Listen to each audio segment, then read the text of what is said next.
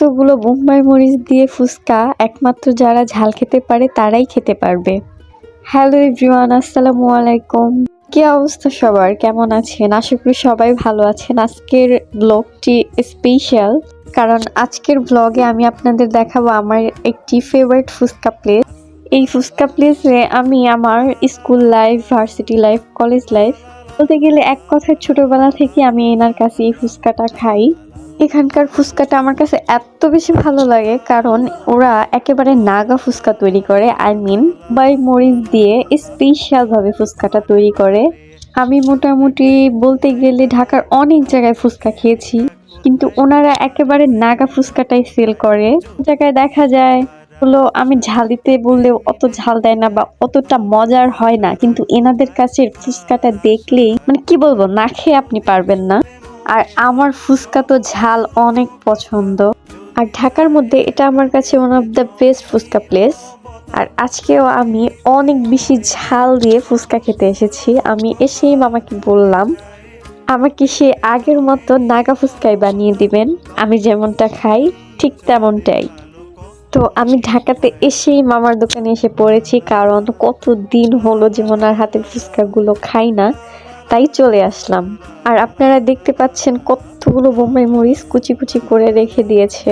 আর এই যে এখানে ফুচকার স্টাফিং তৈরি করা হচ্ছে, এখানে বোম্বাই মরিচ কুচিগুলো ওরা ম্যাশ করে নিচ্ছে যেন প্রত্যেকটা ফুচকা থেকে বোম্বাই মরিচের ফ্লেভার আসে। শুধু উপর দিয়ে বোম্বাই মরিচ ছিটিয়ে দিলেই হয় না, একদম সব জায়গায় মিক্স করতে হবে। আর ওদের টকটা এত স্পেশাল যে কি বলবো।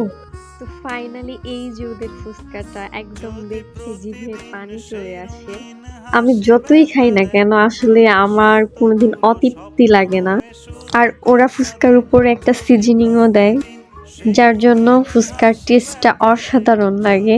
জাস্ট ফুচকা তো সব জায়গায় পাওয়া যায়, রাস্তার ঠেলা থেকে শুরু করে বড় বড় দোকান, বড় বড় রেস্টুরেন্ট, সব জায়গাতেই ফুচকা পাবেন। কিন্তু একটা সত্য কথা বলতে, পারফেক্ট ফুচকাটা কিন্তু আপনি সব জায়গাতেই পাবেন না। আর আমরা যারা ফুচকা প্রেমী আছি তারা কিন্তু পারফেক্ট ফুচকা খেয়ে বলতে পারি যে কোনটা পারফেক্ট আর কোনটা রিজেক্ট। আর যেমন তেমন ফুচকা কিন্তু ফুচকা প্রেমীদের খুশি করতে পারে না। যাই হোক, ফুচকাটা একবার দেখেন যে কি ইয়াম্মি হয়েছে আর কি লোভনীয়, আর এত বেশি সুন্দর। এখানে সব সময় মোটামুটি ভিড় লেগে থাকে।